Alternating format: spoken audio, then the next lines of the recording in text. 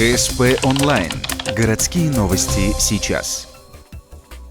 В музыкальной школе номер 1 выступил ансамбль скрипачей «Северное сияние». На сцене ученицы второй музыкальной школы. По словам учителей, этот концерт – один из самых сложных в карьере начинающих артисток. Свое мастерство владения одним из самых утонченных инструментов показали 9 девушек. Правда, этот выход претерпел некоторые изменения. Вообще, самый начальный должен был называться «Две звезды». У нас было 2 солистки, но одна в конце концов заболела, и получилось так, что пришлось его укоротить до урока 45 минут, чтобы он шел.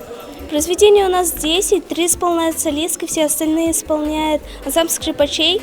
Этот концерт девушки показали не только на сцене музыкальной школы номер 1, но и успели порадовать сосногорцев и жителей Яриги. Но последнее выступление стало своеобразной генеральной репетицией перед поездкой в Сыктывкар. Там ухтинские скрипачки отметятся на праздновании в честь 260-летия со дня рождения Моцарта.